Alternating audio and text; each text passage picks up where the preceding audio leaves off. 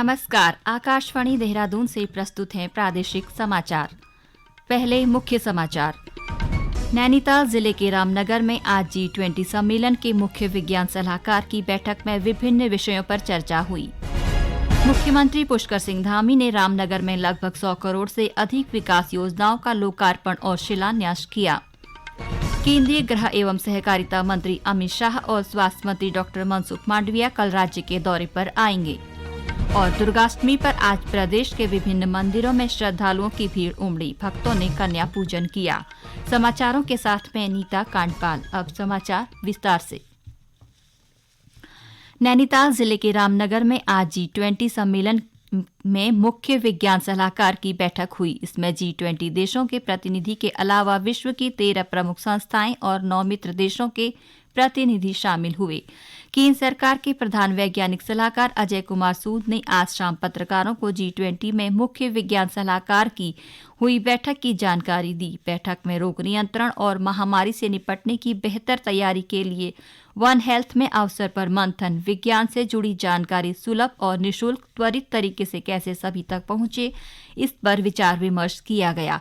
बैठक में विश्व स्तर के प्रयासों के बीच समन्वय, विज्ञान एवं प्रौद्योगिकी के क्षेत्र में विविधता, समानता, समावेशन पर वैश्विक नीति विकसित करने पर भी चर्चा की गई। इसके अलावा परंपरागत ज्ञान और उसका उचित वैज्ञानिक सत्यापन करने, वैश्विक विज्ञान सलाह तंत्र को मजबूत करने पर विशेषज्ञों ने मंथन किया। आज मुख्यमंत्री पुष्कर सिंह धामी अतिथियों के स्वागत में रात्रि भोज देंगे, जिसमें राज्यपाल के साथ ही अन्य गणमान्य लोग भी उपस्थित रहेंगे। मुख्यमंत्री पुष्कर सिंह धामी ने आज हल्द्वानी में आयोजित एक कार्यक्रम में कहा कि देश भर में G20 सम्मेलनों का आयोजन किया जा रहा है, जिसमें उत्तराखंड को G20 की 3 बैठकों का नेतृत्व करने का मौका मिला है। इसी के तहत आज रामनगर में हो रही मुख्य विज्ञान सलाहकार गोलमेज सम्मेलन प्रदेश के लिए महत्वपूर्ण है। उन्होंने कहा कि जिस तरह उत्तराखंड में विदेशी मेहमानों का पारंपरिक तरीके से स्वागत हुआ है, इससे उत्तराखंड की समृद्ध संस्कृति को पूरे विश्व में पहचान मिलेगी। मुख्यमंत्री पुष्कर सिंह धामी ने आज रामनगर में लगभग 100 करोड़ से अधिक विकास योजनाओं का लोकार्पण और शिलान्यास किया।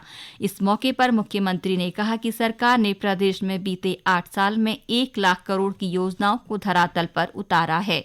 उन्होंने कहा कि उत्तराखंड का युवा और किसान विकास की मुख्यधारा की ओर अग्रसर हो रहे हैं। मुख्यमंत्री ने रामनगर में राष्ट्रीय राजमार्ग के दोनों ओर विद्युत लाइन को भूमिगत करने व निजी बसों के लिए बस अड्डा बनाने की घोषणा की।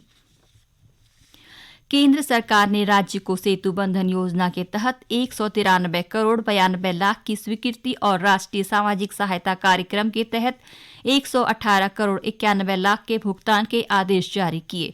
मुख्यमंत्री ने कहा कि धनराशि के स्वीकृत होने से प्रदेश में होने वाले कार्यों से विकास को एक नई गति मिलेगी।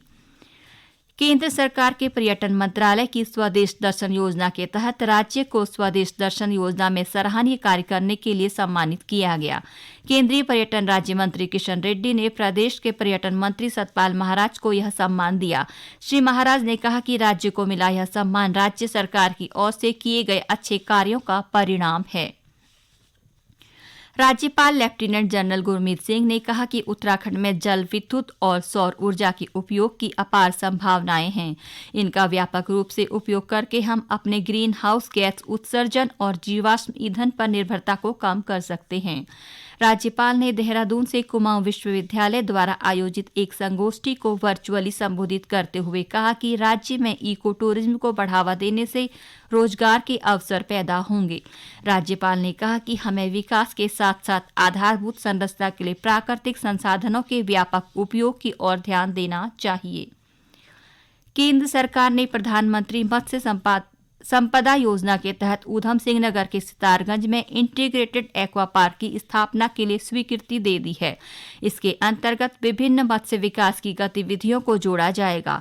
मुख्यमंत्री पुष्कर सिंह धामी ने इसके लिए केंद्र सरकार का आभार व्यक्त करते हुए कहा कि पार्क की स्थापना से राज्य में मत्स्य उत्पादन को बढ़ावा मिलेगा।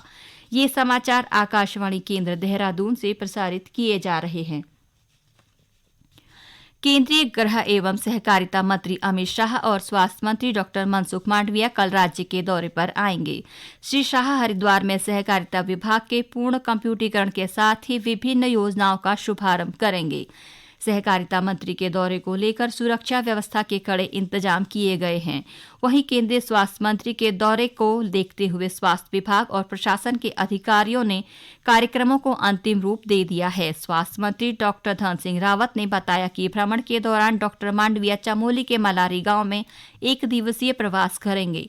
प्रवास के दौरान वह मलारी, गमशाली और नीति गांव के ग्रामीणों और जनप्रतिनिधियों के साथ वाइब्रेंट विलेज प्रोग्राम के तहत विभिन्न मुद्दों पर चर्चा करेंगे। केंद्रीय स्वास्थ्य मंत्री 31 मार्च को देहरादून में स्वास्थ्य विभाग की विभिन्न योजनाओं का भी शिलान्यास करेंगे। देहरादून के वन अनुसंधान संस्थान में लचीला परिदृश्य विषय पर आज के 2 दिवसीय अंतर्राष्ट्रीय संगोष्ठी शुरू हुई। भारतीय वानिकी अनुसंधान एवं शिक्षा परिषद के महानिदेशक अरुण सिंह रावत ने बताया कि संगोष्ठी में जमीन से संबंधित नीति, तकनीक, गवर्नेंस के साथ ही अनुदान से जुड़े विभिन्न मुद्दों पर देश विदेश से आए लोगों के साथ विचार साझा किए जाएंगे।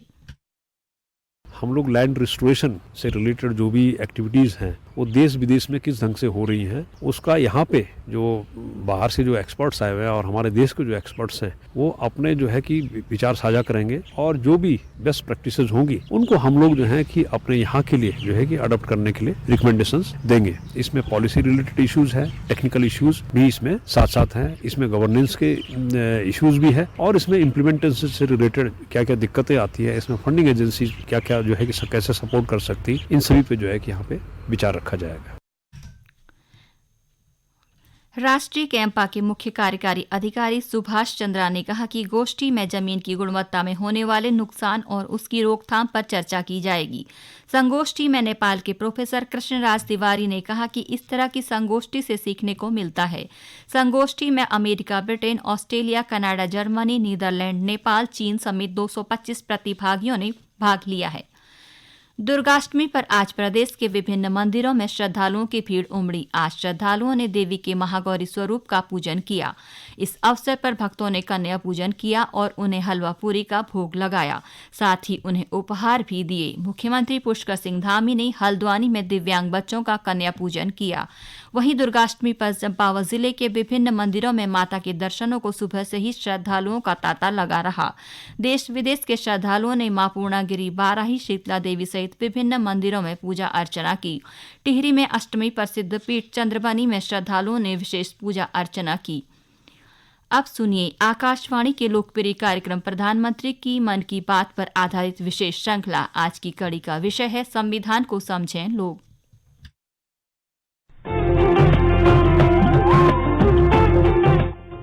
लोग, आवाज और सीधा संवाद, यानी आपके हम सबके मन की बात। जी हाँ, ऐसे ही करोड़ों लोगों से जुड़ जाते हैं हमारे प्रधानमंत्री हर महीने मन की बात कार्यक्रम के साथ। आकाशवाणी पर यह सिलसिला अप्रैल में 100वीं कड़ी के साथ जारी रहेगा। इस विशेष मौके पर मन की बात कार्यक्रम से प्रधानमंत्री के चुनिंदा संबोधनों को फिर प्रस्तुत किया जा रहा है। इस विशेष कार्यक्रम की 28वीं कड़ी में पेश है मन की बात का वो खास अंश जिसे सुन साफ लगता है कि प्रधानमंत्री संविधान पर चर्चा को अहम बताते हैं। स्वाधीन भारत को हर मौके पर राह दिखाता है हमारा संविधान। राष्ट्र पर जब भी मुश्किल की घड़ी आती है, संविधान की रोशनी में हम उस मुश्किल का सामना करने निकल पड़ते हैं और हमें कामयाबी मिल भी जाती है। लोकतांत्रिक समाज में संविधान की जितनी गहरी जानकारी होनी चाहिए तमाम नागरिकों को नहीं है। साल 2017 में गणतंत्र दिवस के बाद 29 जनवरी को मन की बात में प्रधानमंत्री ने देश से इसी दिशा में आगे बढ़ने की अपील की थी। भारत का संविधान नागरिकों के कर्तव्य, नागरिकों के अधिकार, लोकतंत्र के प्रति हमारी प्रतिबद्धता, एक प्रकार से ये संस्कार उत्सव भी है जो आने वाली पीढ़ियों को लोकतंत्र के प्रति, लोकतांत्रिक जिम्मेवारियों के प्रति जागरूक भी करता है, संस्कारित भी करता है। लेकिन अभी भी हमारे देश में नागरिकों के कर्तव्य और नागरिकों के अधिकार, उस पर जितनी बहस होनी चाहिए, जितनी गहराई से बहस होनी चाहिए, जितनी व्यापक रूप में चर्चा होनी चाहिए, वो अभी नहीं हो रही है। मैं आशा करता हूं कि हर स्तर पर, हर वक्त जितना बल अधिकारों पर दिया जाता है उतना ही बल कर्तव्यों पर भी दिया जाए।